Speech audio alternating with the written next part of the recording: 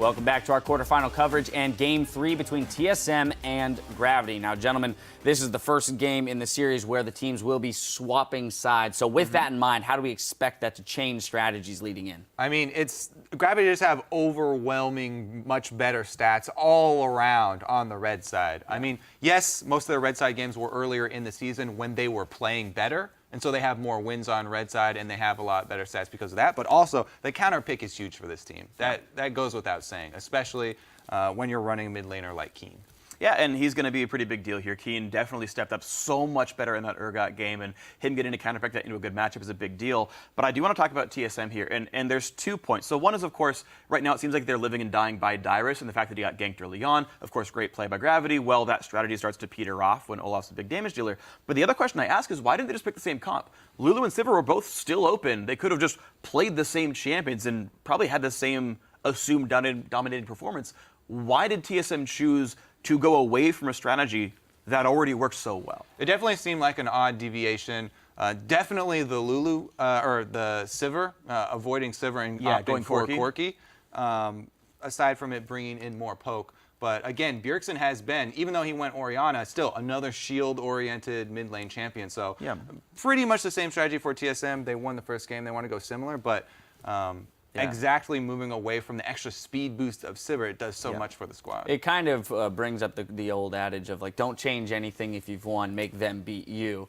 TSM went ahead and decided to alter their strategy. It's not like they altered it that much. Right. But yeah. The Braum takeaway can change what AD carries you want, and not getting Braum yourself can change what supports you want to run. Like Sivir with a Braum or an Alistar, and Alistar's gone. Those are 2 of your big synergies there. So, like, there are reasons. I'm just not sure the reasons are good enough to actually break away that formula. Right. All that said, TSM did lose that last game, so they are the ones who are going to have to enact change, as well as the fact that we're swapping sides. And the biggest difference, I guess, the openings to the game, the first 4 minutes of the games, that was the biggest discrepancy here. TSM crushed the lane swap in game number 1, and Gravity had the great invade in game number 2. So it is mostly about We'll play. see who has more in their early game arsenal this time around. Now, as we send it over to our casters for the call, Santorin says a best-of-5 situation actually plays to TSM's strengths. So going into the games against Gravity, we kind of feel comfortable. Like, even regardless of Gravity like being probably the best team at counterpicking because they can play anything in any role, we still feel comfortable because first of all, it's the best of 5. So even if they choose us one game, we can always spend that, and that's something that will really help us in the best of 5. It's going to be difficult to ban out anything Gravity's doing. They're already first picking things that you don't know where they're flexing, but they're also getting in their own head a little bit, so I think it could go against them now. Yeah, this is really anyone's series at this point. We know that there's been actually some surprises on both sides of the champ select. If anyone threw a curveball properly, it was actually TSM, the champ select in the first game, which was somewhat unexpected since Gravity's supposed to be the one throwing curveballs. And if we remember your Loco Doco interview from earlier, Riv, they're kind of expecting to lose a game to something the Gravity throws out. That's true. Well, that would be 2 losses on the series. So really, TSM can't have many mistakes from here on out. And TSM were talking about going back to the basics and actually making it so that they were working on their laning, and they thought that they were superior laners across the board against Gravity, and that they'd just be able to beat them in straight out play, making sure that Gravity has to rely on alternative strategies. Wasn't really the case there. TSM was the ones getting run around the map with less wave clear, and they stayed even despite all that. So Gravity actually came out against a lot of odds in that game. The Diana ban keeps coming out. I'm so curious. Definitely from scrims. I'm so curious. That's scrim knowledge. So curious about the Diana ban? Yeah. Like, I want to see how scarring that Diana has to have been to make first ban every round for Gravity. That means they even if it's picked on TSM's side, it means that King doesn't have a counter pick for it. Every playoffs we have something like this. Last playoffs it was Xiao Xiao's Twist of Fate, where it was just banned in every game even though he'd never played it in LCS. And they eventually played it in the semifinals and ended up losing with it. A lot of these times, the bark is greater than the bite with these picks. But for now, the bark was very powerful, and Gravity doesn't want to lose the series because of it. It's that knowledge of one person getting the champion they just completely want to play. It's too strong. Looks like it would either be Bjergsen or Santorin, honestly, for that Diana pickup. Still, last ban goes out. It is the Braum that will not be seen after being on both teams the first game. So Alistar, Janna, both left up now, as well as Ahri, which has been banned both games against Bjergsen. All right, Diana, Ahri. usually what we were seeing. First pick here, there's a lot of priority open, and it feels like that, or it looks like, I should say, TSM feels Santorin's Nidalee is just too big to let go. Yeah, or even moves Nidalee is too scary to let go without having Braum on That's their own a great side. point. Braum is very good against the Nidalee, but without that on the table, interesting proposition that Gravity left TSM in, almost forcing them into banning Nidalee, saying Gravity is totally fine playing the Elise and something else. But what will that something else be? I'm very curious. I don't think they should pick Elise now. You should get your support, possibly get your AD carry, because Sivir's still on the table with Callista gone and Tristana. Well, to me, it depends on whether you think it's a power pick or not. Whether they think Sivir is more powerful or whether they think you can just trade that for a Sivir or Graves Grab or Olaf. Kog'Maw, right? Since Gravity's so dependent on counterpicking, I actually don't really care what order they pick on the red side unless they think something is super high priority like Olaf could be. But it's not. Alistar is there. That's high priority. Weird pick and ban from Gravity, man. Good switch at the end. Some mind games with the Olaf hover. That's been Dyrus 2 games so far in the quarterfinals here in the playoffs. See what they go for this time. The Olaf is still open. TSM can still organize the same type of composition they've been trying to go for. I do like the Alistar takeaway here because now it leaves, in terms of top tier supports left, you can go with the Thresh again, you can go with something like that. You could also go with the Janna here, but then it becomes a poke disengage comp, which Olaf doesn't really fit into. So if you want to go with that high tier support that allows you to win lane, they are going to maybe go back to the Thresh. We've seen it both games so far, and Lustboy was playing it. He was caught out a lot on that champion, though. Yeah. Gives them some pick potential. Let's see if TSM can adapt from game to game. We always say that in game, the current adaptation of within the flow of the game isn't something they can do. Between games, it's stronger for them, and they're able to come out with a new strategy. See if they do. They ran kind of the same comp twice in a row to now put Wild Turtle on Jinx. They still have that Thresh though. It's a throwback a little bit for TSM. They did have a lot of Wild Turtle Jinx in the spring when they were so successful. But already against Elise and Alistar, Jinx is a little bit of a sitting duck to get chain CC'd. It's a dangerous situation in which to pick Jinx into. Knowing that there are 2 AD carry bans already, though, they might be expecting a Sivir, and they used to have Jinx as their pick against Sivir because they think it has a superior lane. Yeah. We'll see what ends up happening here with the last few picks. Cycled through a lot of champions there, but I feel like Sivir, Corki, most likely on the table here for Altec. Ashe would have been very interesting with the way Ashe? they can play the cocoon game Yeah. here. And yeah, Oh. they do lock it. A very Ashe, big amount Alistar, of crowd, bot lane. crowd control from every player so far. Hard Yeah. CC that's coming in from Gravity. It's a lot of catch and a lot of team fight potential, but that's the thing is when you stack so many CCs, you have to have better coordination That's on your true. team. Absolutely true. You might even have the Olaf mid, running Jarvan. through that. Do the mid Jarvan, Bjergsen. Please. He's been spamming it in solo queue. I love mid Jarvan. But it would kind of prop them into a bit of a full AD with only Nidalee as the AP threat, which we kind of see can work as long as you have a lot of damage out of the jungle. The fact that it's hovered makes me less convinced that he's going to play it. The pick of Olaf would just feel good here, being able to run through all that crowd control. If you're the one to eat it, gives Gravity kind of a different aspect of who they need to focus in the fight, or a different target, I should say. Lustboy is going to lock in that Lulu for Bjergsen. Yeah, I think this is almost necessary for TSM, knowing how strong Gravity's CC wall will be. If TSM wants to have anyone that can dive, it almost has to be Olaf. And if you're doing that, you also kind of have to give him Lulu for the speeding and the shielding so he can do his job. This is, even though Bjergsen has played shieldy type in both of his games, the Lulu is much more defined as an Olaf in power and enabler. And I ultimately like that choice. Yeah, that's what Bjergsen's been doing this entire series. It's just enabling the rest of his team. Now Wild Turtle on a hyper carry, he's going to be a big threat in late game. This is basically their game 1 composition over again, but Thresh instead of Braum, and then instead of the Sivir, you now have a Jinx, which is a higher threat in the late game for team fights. I do like the Olaf, though, because you talk about how much CC they have. He can just soak an Ashe arrow on the front line, no problem. Yep. Be very careful with who you want to engage on. 10 seconds left here for Gravity to round out their composition. Looking for a mid laner. What does Keen have to bring to the game? He's going to switch back over to the Orianna. A lot more play this season for her coming in towards the end of the split.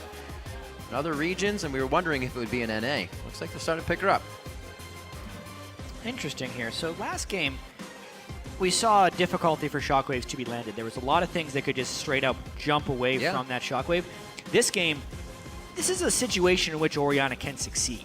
There are 4 champions with hard lockdown in which to make sure the shockwave hits, and also there is only 1 champion on TSM that can innately jump outside of the shockwave. Obviously, Olaf can put on Ragnarok and also get out of it, but it's a way better situation in which to pick Ori, and he should be able to split lane with Bjergsen. It's not just that they have the CC, they have delivery systems too. 3 of these champions can actually get the ball into the thick of the fight very quickly.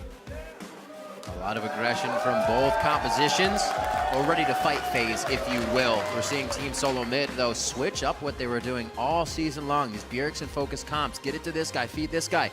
Now it's a bit spread out. It's going to be Wild Turtles Jinx, Olaf for Dyrus again. They're going to try to spread out that threat that TSM can bring. Gravity still trying to work the flex pick game. We'll see what works coming into game 3. It's time to update those series picks as well. Send hashtag TSM win or hashtag GV win to @LOL Esports. As always, we'll tally up the votes in just a few minutes as we get into game. And we're going into game 3. Gravity with a pretty different composition that looked like it was going to have a hard time winning. Really took it to Team SoloMid and only found a few deaths along the way. Impressive stuff. We're going to see what they have for game 3. Both teams making some decent size adaptations. Obviously, TSM going with the Jinx, going to be heavily targeted by the crowd control. But as you said, Gravity making the most changes in the champion select, kind of trying to get the surprise factor back. Yeah. If anything is a surprise pick, it would be Altec's Ashe. We'll have to see how he can lane that against Turtle, and if he can be a carry threat on a less mobile AD carry. So TSM going with the, if it's not broke, don't fix it. It broke a little bit last game, but still stick with the same composition that they've been kind of trying to push forward here for the advantage. Maybe some extra aggression from Bunny Fufu in the bot lane. He brings himself another mana pot on top of some biscuits. Maybe to expect to be healing up more. Get himself crazy when they're in the jungle to be able to use that and keep somebody healed up. Early wards coming in from both teams. We'll see if this changes up. We saw TSM stick his 4 the first game and try to throw Gravity off. Well, these are lane swap wards. The TSM is going into place. They're going for the invade wards, get the deep spots. However, they didn't leave any retreat wards, so they don't know exactly what Gravity could do, but they can assume they then placed them. This splits the map, so the jungle that is on the top lane side is basically TSM's territory, and Gravity gets the bottom lane side. That's most likely the way this one's going to play out based on how the teams are still not going back into the jungle that they've given up, and will also prep a lane swap.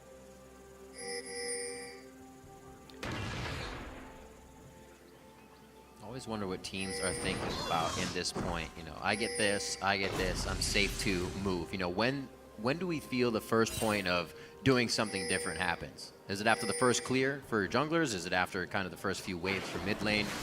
When does this break apart for both teams? When you test which person's kind of messing up the lane swap or what? Yeah, well, basically, Riv, it's Depends on literally, who pushes out what there's wave. so many different decisions that are being made. Right. It breaks as soon as someone picks a different decision than the other. And some of the decisions are somewhat arbitrary, like whether or not you want to freeze the lanes, whether or not you want to shove up the lanes. That's the point when you're forcing someone into a decision that can create differentiation. Until then, though, this has been identical from both sides. Right. Just got to check the top and bottom waves, see if either one is frozen, and that will then start a decision change. But if they're both frozen, we're probably seeing the same game for a little bit. Yeah, and then you see how many camps the jungler top Gravity is laner do, how quickly Right. they get there, and you can see they actually just matched each other here. So Gravity's adapting what TSM did in the first game. Strong, we'll see who gets to that turret first. It's obviously going to be Gravity on the bottom. However, the Jinx in the top, definitely going to put TSM probably at that same damage. See who has the better move after this one. Usually we'll see teams with not really enough gold or wards to keep pushing themselves up, so it's just an easy swap back. See who gets caught during that swap, though. That's usually a big thing. If we're talking about champions that have the capability to take the turret down faster, it's a low health Olaf and a Jinx and minigun. They Absolutely. could crush this very quickly, but because they usually want to bounce the wave, they're not. They're going to end up taking the turrets at about the same time. And yeah, the same strat from game 1 on TSM where they leave Dyrus to get the solo gold from this turret, as well as he would want to bounce. And yeah, he's letting the turret kill the last few minutes, minions, and he's looking to bounce the wave. Be good to go. So it's not Dyrus going down to a move and Haunter gank now in the beginning of the game. It did just happen a few minutes from now, but things are safe. turrets are down. We'll see where the swaps go. The only difference we saw Yeah. was the fact that Gravity shared the gold, and TSM gave it all to Dyrus. So we have made progress. The teams have become a little different, Riv. I think the decision behind that is you want Hansard to at least have some gold to contest Dyrus. Yep. And then you also want to put gold on Altec because he's the AD carry and he does so much work for this Gravity squad. You just see how they play around it. And that's almost a little bit of a reactionary move to what TSM did with the Olaf top. Yep, absolutely. Otherwise, that would have been Gravity just giving it to Altec. That's what they normally do in that situation. They just don't want Hansard to be ran over by a very powerful Dyrus. Sounds like a plan. It sounds like it looks like, I should say, they've executed it very well so far. 4 to the bot side. No commitment by Santorin. He actually doesn't feel comfortable there, so he heads back down around to guard Lost Boy and Wild Turtle from the back half. Very strong play by Altec, or I should say forward play. He did this last time on Trist just before his team got there. Almost baiting in these fights, but it's not anything TSM wants in the early game. They keep themselves safe. Oh, they may not, though. Not enough wards to keep themselves completely safe. Yeah, the collapse is coming in, though, from Lulu and Nidalee. Hansard's going to have to run. That's also a TP. Got a little too ahead of themselves without really getting an advantage of being in the jungle here. Now being completely pushed out by Team SoloMid. 1 undertow hits. That's the ghost on coming in from Dyrus. Will he be able to connect some more? The reckless swing comes down. They are able to get first blood. The turret gold and first blood to Dyrus with 3 assists to the rest of the team. Things are looking good here as TSM swap it back down to the bot side. And Keen just continues pushing out the mid lane. He didn't have priority in that lane, and Bjergsen's able to show up bottom. Yep. Doesn't even get an assist for it, though. That's true. First blood onto Dyrus, though, is pretty huge as far as the Dyrus, just group and have Dyrus run at him. Just a Dyrus comp. That's all TSM has wanted to do in this one. It's very Gotta nice. go. They gave him full turret gold. They gave him first blood. His teleport also pays off in that situation. And as you said, the Bjergsen roam is something we do not see frequently.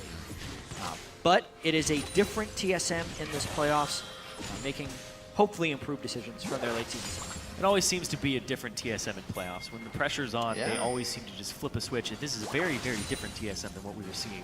Bjergsen taking a supportive role for the team. And it's always one of those things where people are saying when TSM is in a slump, Bjergsen, let him carry. Give him these assassins, give him these champions that he can actually destroy the game with. And now they're empowering Dyrus and Wild Turtle to carry the game. And Bjergsen, just being such a solid laner and player, is now boosting them up. The ability to kind of sit back and call some shots as well once these fights begin. Give them a little more safety there to do so without being pressured to make some big plays. Bringing Cleanse into that mid lane to make sure he can get out of all the crowd control that they're looking at on the side of Gravity. We talked about that a bit, and safety is just the key word here for Team SoloMid. The Lulu pick, the Cleanse, keeping Dyrus and Turtle alive. 7 minutes, still looking at Altec here on the bot side, and he's still playing up quite far, looking if they can get a bait with Bunny Fufu just on the wing. Mid lane looks pretty clean on both sides, just about 50 CS to both mid laners at 7 minutes in, tied there, and a much better game for Hansard versus Dyrus' Olaf for the past few games. They're much more closer in CS. Dyrus now has a long lane ahead of him. He's going to constantly shove up, so that leaves him susceptible to moves, ganks.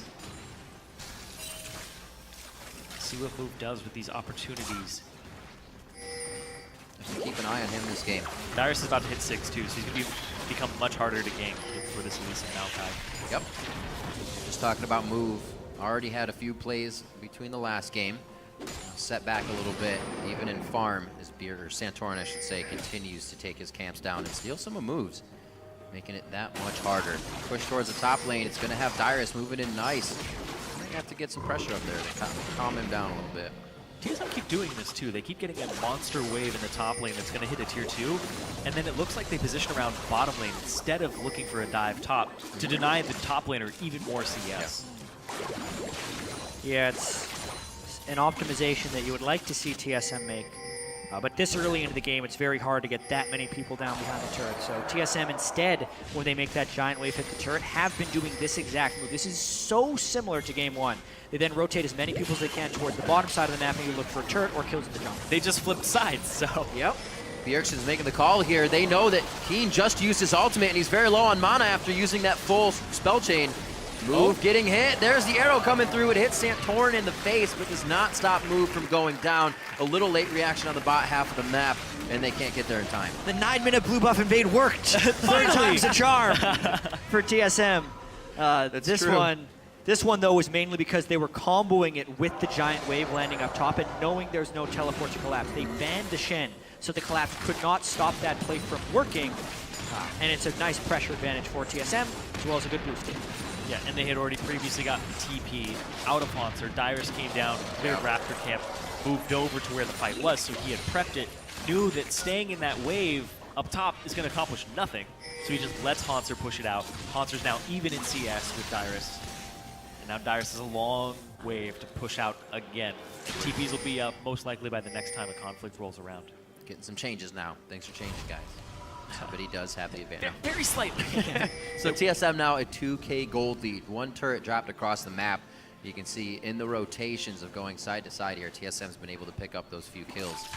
Let's see where they can go with it. Dragon really hasn't been an object just yet, or an option, I should say. No wards being placed there either for either team to think about it. So mostly clearing right now until the jungler's are ready to make that happen. Lustboy getting his wards down and getting the clears out as well. His Sightstone finished over as well, I should say. That's Bunny Fufu's Sightstone. Them being on red side 2 times has caught me. I know. They swapped finally. They finally swapped. Bjergsen with double buffs after his engages towards the last fights. Very nice for him in the mid lane. He was able to get something just like that in the previous game. Looks like he's going to keep himself nice and safe. 83 to 86, still very, very close in that mid lane as they're just matching each other in buys pretty much along the way. Bjergsen, even though he was roaming early on in the game, picks up some pretty nice items to go with that kill. I do also want to point out the inconsistency of laning with Keen versus the consistency of the laning from Bjergsen. Yeah. It looks like they're overpowering Gravity right now, again, thanks to a Lulu roam to take down another turret. But as far as double-digit CS leads or deficits, this split, Bjergsen, he has had a double-digit lead in 8 games. Keen has had a double-digit lead in 9 games, so you'd think that makes Keen a very strong laner. But because of Keen's inconsistency, he's had a negative CSD in 4 games, whereas that has never happened to Bjergsen as far as being double-digit down. Even with all of the roaming Bjergsen did this game on Lulu, he was still only down 3 CS a team. Right. So really his laning is now being capitalized in a more proactive way. Because previously in the regular season, TSM would have a 10 CS lead on Bjergsen and no advantages. This time, they have a 2 CS discrepancy on Bjergsen, but turrets, dragons, kills, first blood for their top laner, all the good things. It's the transfer of power that needs to happen for TSM to exceed. And not to mention, while all this is going on, Santorin is still farming the jungle like crazy. He's creating a large advantage for himself because of the safe lane for Bjergsen. There's no kill pressure. You don't need to camp mid lane. That's the thing that works out. It seems as if since Bjergsen does this, now we can actually expand to allowing and enabling, empower Dyrus to do something, empower Wild Turtle to do it. It just works that Bjergsen kind of had that all along. Now they're trying to pressure into it. Yeah, largest gold lead is in the jungle by 1,000. By a little over 1,000. And then top lane is right behind at 900 because they gave turret gold over and the kill to Dyrus very early on the first blood. Very smart and very strong around the consistency of Bjergsen here. But this is good for TSM moving forward because when they were in their slump, it felt like everybody was scared on the team. Everybody wasn't empowered to make only moves. Bjergsen could get. Exactly. Like only Bjergsen was the person who could make moves and blow a game up. Now we're seeing Dyrus run away with the game. We're seeing Wild Turtle be empowered to carry as well on this Jinx. And they're moving as a unit. Despite being down in kills last game, they're still picking up turrets. This game, they're doing more of the same. They're out-rotating Gravity all 3 games so far. Their Gravity needs to pick up their game as far as being able to keep up with this lane swapping, that's for sure. Move is behind this game. First blood definitely hurt him. The mid lane pressure has been transferring elsewhere, and it's really just Gravity being behind in rotations again and again. That actually works very nicely in Santorin's favor. Keen just left turret aggro, so they can get a few more shots on. Is that a home guard? No, that's a bootless Maokai. Yep, that'll do it. Not really going to be too much fear there. Got him. It's a little too early for him to even think about having home guards.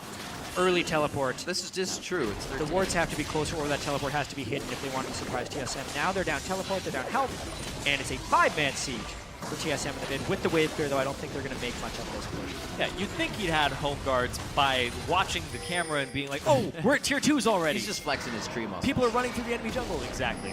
Getting it in there. Still only 13 minutes, almost 14 minutes in this game. So the teleport fear plays. Gravity coming in. Next level mind thinking. Still gives a Mind big games. advantage in terms of TP to Dyrus. Enables him to go split push, make Haunter answer him, and then make a play across the map. So watch out for that That's here true. as they get this middle turret. The big picture of things, TSM's getting so many small wins they'll be able to use over the next few minutes here. It's going to make it tough for Gravity to really do anything. Alltech trying to take care of the top lane and patch that up. But after this, Gravity is going to pretty much have to sit back, maybe wait for next Dragon. They don't have too much other than camps to clear. Yeah, and they're falling pretty far behind in other aspects, too. I mean, this is a non-trivial gold disadvantage. 3,700 gold.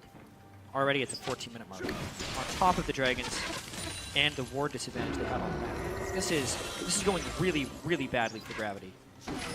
Also a teleport disadvantage. So, I mean, unless they get some ridiculous pick with Move catching a beautiful cocoon or Kane getting a 4 to 5-man shockwave, the mid-game team fight is very heavily in TSM's favor. Yeah, they do have a lot of pick potential, like you said. Even if it's an Ash arrow across the map in another lane, they can still create an advantage. But we haven't been seeing that. Well, the most interesting thing about that is TSM is somewhat well prepared. Bjergsen with Cleanse, Dyrus with the Olaf ultimate, and also a Thresh. So unless they're bursting someone down within the duration of the Ash arrow, there's probably a chance they can click a Thresh Lantern and get him out of there. So there's it's really hard for Gravity to actually get the pick with the Ash arrow. Whoever gets nailed with the arrow is also getting a Lulu ulted, so it has to be instant, and nobody has instant kill potential on the side of Gravity. Righteous Glory has been finished, so with the teleports, it's maybe a little bit more speed, even if he doesn't have brown bags on his feet. 15.5 in. Looks like Gravity may finally try to get this top turret down. Yep. They're going to put quite a bit of pressure on it. And they stay for safety. They say, you guys can back. Not yet. Let's make sure we don't get completely dove on, since we don't have vision of Team SoloMid right now. Who is trying to sneak into the bot side of the jungle. Testing this tier 2. They have a Nidalee. They have a Jinx. You could kill turrets very quickly if you get to them. They'll get some alone time with this turret because the backs are a little off here. Let's see if they can get it. TSM has been so far ahead as far as rotations go. Here comes the arrow. I don't think it's game. Oh, it went over a ward. Ooh, nice little team disengage there, taking down the turret. Turtle actually activates the rockets. Make sure he gets that distance in it as soon as possible. Get ASAP turret down. 2-0 now. Very reminiscent of the first game. A low kills, a lot of caution. Hello. Undertow onto Alltech. Summoner heal negates the E true damage. That may be the miss he required. And flashing that Undertow saved Alltech's life, but he used a lot to get out alive.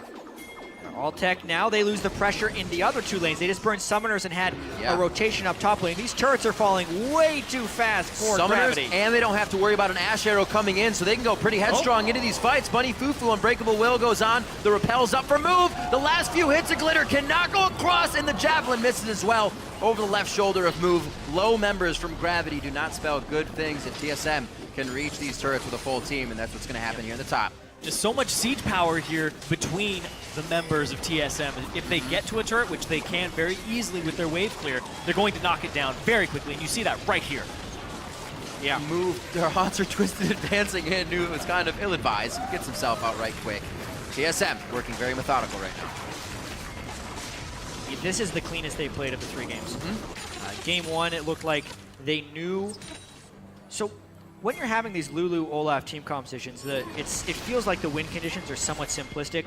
You group up generally, you put all the stuff on Olaf, and you go. But there were a lot of times in Game 1 where Bjergsen was caught a little bit out of position and very quickly used his summoner spells and his ultimate so that TSM could not really confidently group and pull off these strategies. TSM's not getting caught whatsoever. Their wards are ahead of the game. They're rotating and killing turrets very well, and they have the big cooldowns for when the team fights happen. Gravity wants to burst down this dragon, but it's a very strong TSM that can collapse upon them. Ball placement to the right. Bjergsen has to move it across. He's going to get one shockwave onto Haunter there. The rest of the Gravity team flashes through, but they're all slivers of health instantly in the beginning of the fight. Double lift, triple kill for Dyrus. Looking for the Penta. That's going to be a kill for Turtle. It could still be the Quadra. That's a dropping Spider. Never going up the spout again. Quadra coming in for Dyrus. It's just a Dyrus comp. Yeah, you kill everyone. Just Dyrus things. And that was just a perfect example of everything TSM has built up in the first 18 minutes into the game, coming to a head at the Dragon Pit. Gravity was completely cornered. They tunnel on that objective, but TSM was vastly superior. They did a TP flank as well, which is something they've hardly been able to do all split long. They get a massive win. 1 Jinx rocket away from a Penta for Dyrus. 7 kills to 0, 8,000 golden. And let's just have a check right here. That's an inhibitor turret down, and it's 19 minutes in the game. Yeah. It is still extremely early, so Gravity are now going to have a funnel of farm into them, and TSM need to keep the pressure up to close this game out, or else Gravity is going to have a source of income that they can constantly go to. It is the best inhibitor to have down, though. You can see here, Shockwave comes through, not ideal from Keen, and then Dyrus just gets backline access, goes immediately for Altec. Yeah, and everyone in Gravity is trapped. Even if they go over that the wall, undertow. it's to their own base. The axe just went through everyone. Dyrus is a monster in this fight. Oh, he juggled it! There was a Jinx rocket and a Nidalee Spear trying to chaos away that quadra kill. Everybody wanted the kill onto Moon. And he put a dance in there. I liked it. I liked it. A little bit of swagger as he comes up with a kill. 4 of them for himself. Now 5-0 and 1. And what a way to be putting a game on Dyrus' back. And then you said, even on the flank teleport, if we remember, teleports were one of the things that plagued TSM the most. And Dyrus being a little late or too early and the communication wasn't there. On point in the playoffs here, the quarterfinals, is really helping to carry TSM in a surge of momentum in Game 3. Neither team showed this much pressure in Game 1 or 2. Yeah, definitely not. This is TSM turning on mid-series. It's something they've said as a strength coming into the series, and now Gravity is going to have to bounce back very, very hard in Game 4. It's the amount of best-of-5 series these two teams have played, greatly favored by TSM. The amount of best-of-5s they've played as a group, experience in the playoffs. All of these things are heavily in the favor of TSM. This is Altec's first playoff series. This is Move's first playoff series. 4 of these 5 guys on TSM were at Worlds last year. They've been to MSI as a team. They've been to IM Katowice as a team. They won the spring split. Experience is not even close for these guys, and it's the type of mid-series adaptation that Gravity's now going to have to bounce back. That simple feeling of knowing that you've been there before. TSM has had the we're 2 games down feeling. Can it come back? Yes, it can. Knowing that end of the road has a light. TSM still push for it very hard. Gravity wondering, weaning, what can they do here? Now they're going to try set up one more time. It's definitely power in numbers. They do not want to leave each other's side at this point, with the base being the last thing in front of the Nexus for Team SoloMid here. Team SoloMid's baiting them ever so slowly. The Carrot's definitely out in front here, and they're saying, come on, come out of the base a little bit more. It'll be fine. Just a little bit. Safe. Ignore the wave. We'll get Baron. Ignore. Don't worry about it. The wave looks good. Get the gold. Oh. They have so many options, though. As that wave pushes bottom, you can siege middle, you can siege top with a split push, and if they ever misstep, or they put too many people bottom, or they don't put the right person there, you immediately go Baron. You have the vision control, and you can see it. They're actually going to go for Baron right now. This is a tricky force, because Gravity needs someone back to hold the super minions off. But it is a very early Baron, and TSM has a lot of people stopping the collapse on a Baron. Oh, so the guys Dyrus doing it are going to get a little stuck low. around. Well, Here's the true damage. Ta-da! Unbreakable will that, says Dyrus.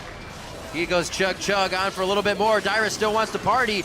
He might not want to go too crazy here. He's taking turret shots right now. He's going on to Move. Move could come back with a bite, but he does not. And all the focus is on to Dyrus, giving the rest of Team SoloMid the chance to fight whatever members they want. The hook in, King's going down. That's going to be the Ignite. Command Protect was also just coming back at the last second, but unfortunate for Keen. Haunser will also fall, trying his damnedest in the fight. And the zap is dodged by Altec as he has no mana or health, heading for the fountain. And get even more off of it. More turrets. This will be an inhibitor turret at the least. Dyrus fought like 4 people there. Or tier 2. it extends the gold lead to 10,000, but that was actually a pretty close fight, all things considered. When you're looking at it, was a 9,000 gold lead before the fight. A lot of TSM people were low or slow to the battle because they were doing the Baron, but ultimately that gargantuan lead gave them the teamfight victory now and an even extended goal. See the fight one more time. Dyrus just came around taking the back. things into his own hand. Yeah. You want to check the Baron with Bunny Fufu, the man with the wards or move. So much and ward Dyrus getting the perfect flank off here. Yeah, this was where he got a little bit aggressive. Yeah, he just camped As he Move's goes body. Took 2 turret shots, unfortunately. and wasn't necessarily expecting the Lulu ult at that exact juncture. Ends up splitting himself from the team as well. Nice hook, though, on the backside. But even then, TSM is a little afraid of getting blown up. Very, very Hanser close going a to little having hard. The turtle box reset. of Lustboy was right there, and Hanser says, I'll just walk around it. Yeah, Hanser went forward as some damage was coming out on the Yeah. back line, so Move was no longer able to Right. contribute, and Naltec wasn't either.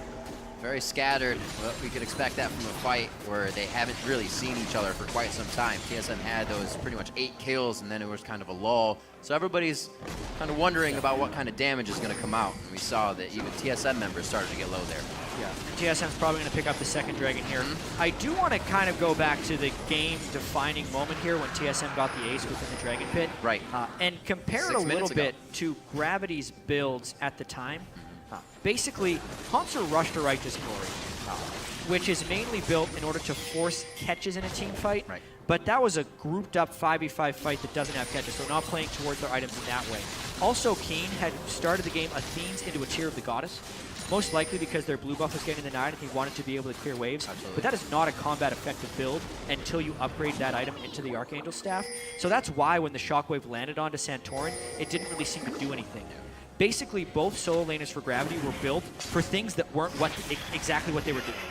They grouped up for a fight, but didn't have the combat-effective items in that fight, and it just added to the disaster that was that Dragon. It's one of those dragons you should recognize. We should probably give this up. It's a bad position for us. We're not playing around a power spike in the moment. We will turn on later. When you have a tier, you have to recognize those points in the game. Right. Kind of threw in Wild Turtles Corki with the last tier build they have. A little bit of a lull in your damage. Corki can come in with a drive force. This time, though, different setup of things on the side of Gravity, where the tiers won't really have anybody to fight during that time. You see a little push in from Team SoloMid here, gaining full control over Gravity's jungle. It's just going to make things even harder when you can't see your enemy. And now they can go from this top to mid, back and forth, and start to spread Gravity thin. Objective of Baron is still on the map, but with the way that last fight went, I don't think TSM wants exactly that right now. 7-2 in turrets. They are waiting for a Gravity mistake. Hello. Oh, speaking of gravity mistake. Yeah. Ow. It happens. Not even a chance to repel out of that one. 30 seconds on the death timers right now, and that actually could mean with Smite down, TSM wants the Baron. This will be a medium speed Baron here. Medium rare, please. Yeah, Darius teleporting in for safety, I assume. Oh, A bit of a waste to teleport, in yeah. all honesty. They could have used that teleport flank with the Baron buff to try and end this game. Well, everybody has to back now, so. Yeah, total waste. Total and complete waste. You got the pink ward in the middle of the lane, I think. Did it. He did it. There you go. Worth. Yeah, the exposed inhibitor as well for TSM. Expect them to group and go for that.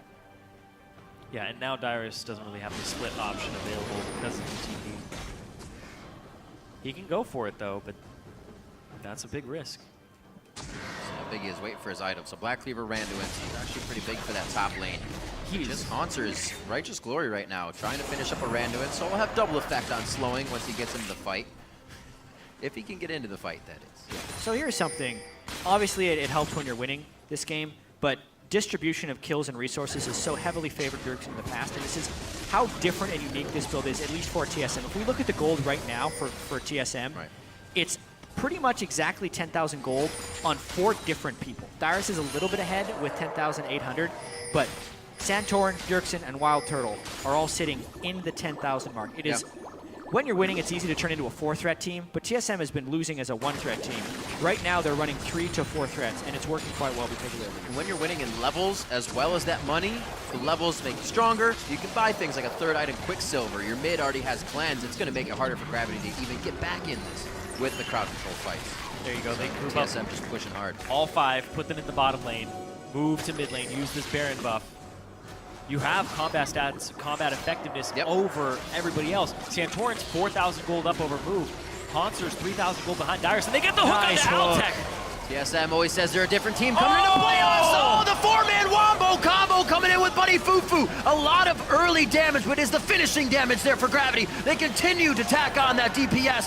One is going to go down. Lustboy falls, but there's a lot of exit here from Team SoloMid. The rocket comes back through to equalize the fight. They a just support for a mid, I actually think that's in favor of TSM now. They just have so much in terms of combat stats on TSM. They only lose one person, and it's the support. That's the pawn for the queen right there, and you could not be happy with that. You're obviously going to move forward if you're TSM in this situation. Another inhibitor is going to go down. We're over 30 seconds on these death timers, and TSM doesn't even want Gravity to come back and defend anything here. Santorin getting a little too hypey in the situation. Wild Turtle looking for another one. Twisted advance, so close to hitting him, and it does. Turtle tried to stop the home guard speed, and he somehow stays alive as well, getting the heals, the shields that he needs. The ace coming in for Team SoloMid. They just went through the batting order of Gravity. Yeah, and Keen's back up. Right again. Honestly, though, a 5-man Shockwave, what looked like from Keen, I'm not sure if it caught Dyrus on the back end, but to have basically the perfect initiation happen and then still lose the game, end the fight, gotta be disheartening. Even that, the dissonance and Shockwave hitting Turtle took about 300 HP off of him. He's feeling good. He's able to get out with the rest of the team and absolutely turning Gravity's base into shambles. There's probably not much longer to be had in this game as we reach 30 minutes. And off the Wombo combo, you were just talking about it getting disheartened. When you're about 10,000 gold behind in the game, you say, okay, there's a way back in this game. Yeah. Land the perfect combo. We get the perfect combo. Lustboy was out of it. Yeah, Oh so no, he walked Dyrus. into They it. all walk into it. And then I think the Shockwave pulls. I think he gets Cyrus too. Or does he just run in? No, 5-man. 5-man. Perfect So 5-man. 5. But you saw how little damage that actually did to Dyrus there. You sit there saying, we need this combo. You get the combo and you realize, They run enough poke on the retreat with a Glitter Lance and an Undertow. And then the rocket comes in from the backside. All right. Crazy stuff. at that point, Team SoloMid was backpedaling so hard. You're not going to expect that to come across. Gravity even had the wards through Raptor and up that, so they knew the rocket was coming had they been ready for the fight to continue. Everybody thought it was dispersed, though. You can see where these guys' heads are at. Now, sorcery elixirs, an iron elixir onto Lustboy as well, so he's a big old thresh. And it's just going to be tough if they can start putting that surplus of items and potions into their inventory. Bunny Fufu very close to be going down. He does what he can with an arrow on the backside, but there's no unbreakable will. There is actually. He is just getting taken down very quickly. The cow sidesteps, but still goes down. And Team SoloMid is running amok now in Gravity's base. Yeah, Shockwave takes down Santorin, but this is such a massive TSM team, Riv. 31 minutes in, TSM with a decisive Game 3 win. 18-4. It was 1-1. TSM put themselves up one game and game point in the series versus Gravity.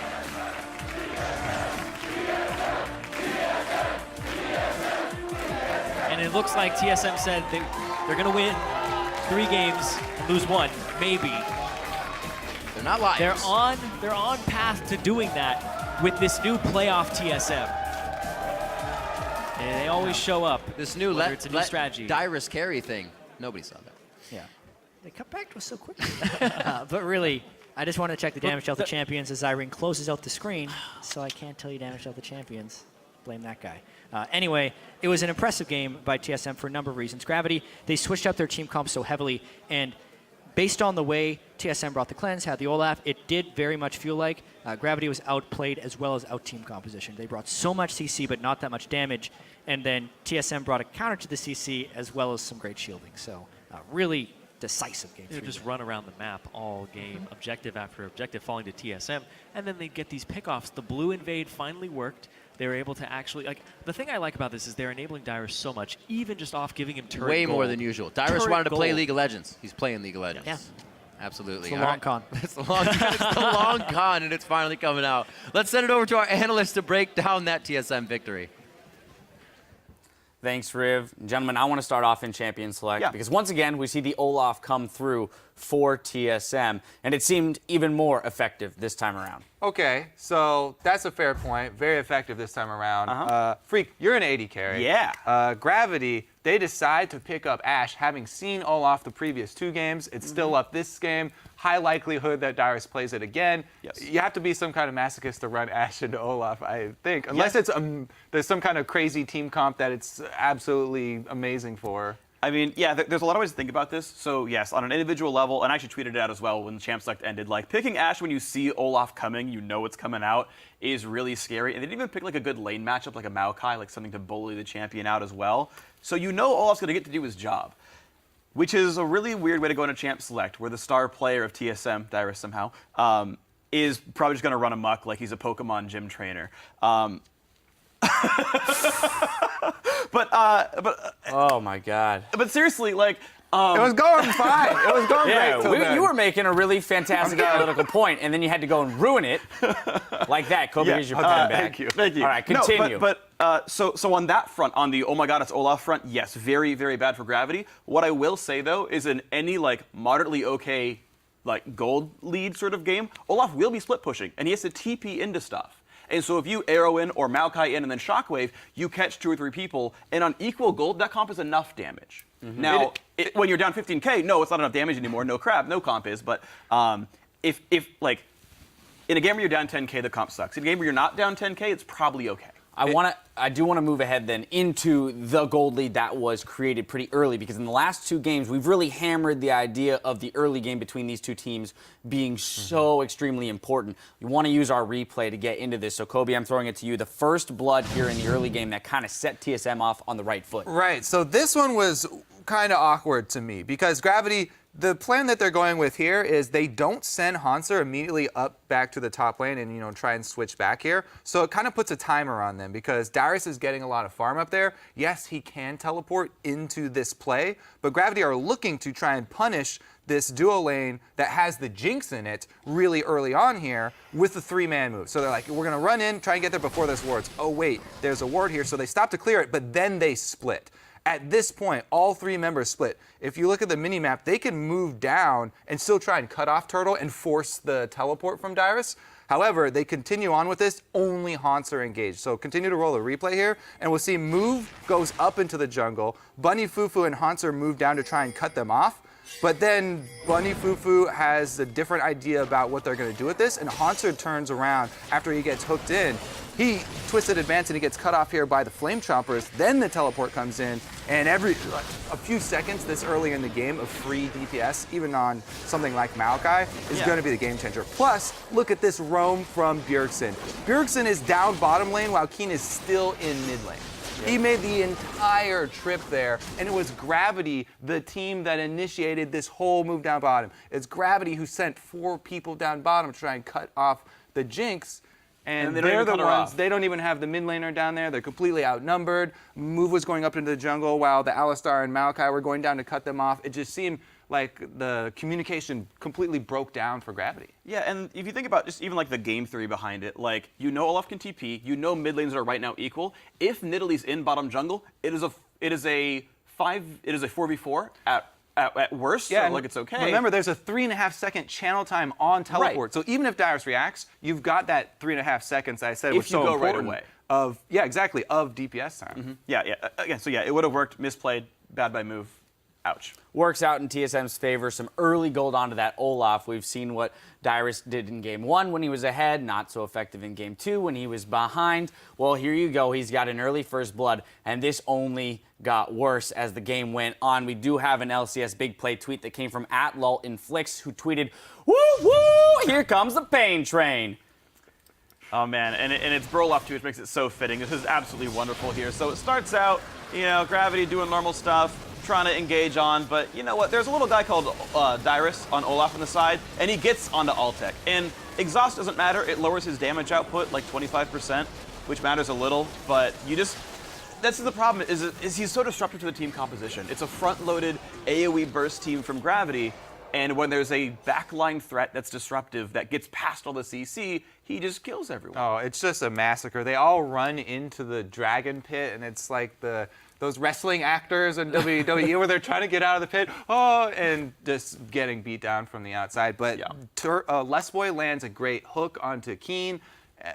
It is worth saying that a Jinx Olaf team comp is really snowballing, and if they get ahead, then they're going to have plays like this where they just steamroll over their opponents. But getting trapped in the dragon pit right there was brutal. A much more decisive game from TSM this time around. Third time we've seen Olaf, coupled with that Lulu. So TSM still very much showing their strategy. The question is, does Gravity have an answer to that? Because they've been beaten by that strategy twice. I think we'll find out soon enough. Ban Olaf, that's one. That's one way to do it. Or find Hanzo a matchup you can win. Hey, and maybe they'll drop that Diana ban that is kind of been sitting there nebulously, as we don't know exactly whether or not TSM would even play it if it were an option. I dropped Callista, personally. I think that's a ban you can also drop off. I know Altec hasn't played it the entire split long, but you got to drop something for the Olaf ban unless you have a counter pick, which we've seen they don't have. So if they do ban Olaf, then I think TSM go back to Bjergsen on a carry champion, because that's one thing they've been very happy to have Dyrus be the carry. And while Dyrus is on Olaf, then they're, oh yes, we're gonna have Bjergsen on the shield champion. It's gonna be Lulu or Orianna. It'll be fine. He's gonna empower everyone else. If they ban Olaf, I feel like Bjergsen's gonna come back with something like. Yeah, this is indicative of the fact that TSM, right. Exactly, it's indicative of the fact that TSM has multiple strategies. They can go back to that mid-centric game if Gravity pivots to deal with the top lane-centric game. And that's the important thing about doing this early, to make other teams have to react to this. Make them have it. Exactly. Make them have it. TSM went 11-7 going solo carry Bjergsen.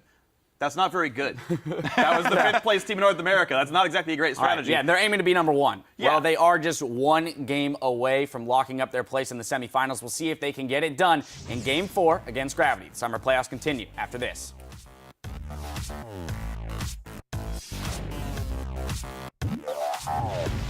Be decisive about dragon fights, okay? You have a really strong team fight comp. Make use of it and call out Ashe arrows, okay? Don't be as passive as last game. If we see them, don't let them run you over. If we see them, just poke them.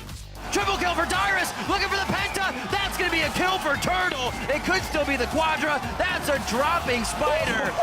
And all the focus is on to Dyrus, giving the rest of Team SoloMid the chance to fight whatever members they want. TSM always says they're a different team coming into playoffs. Oh, the 4-man wombo combo coming in with Buddy Fufu.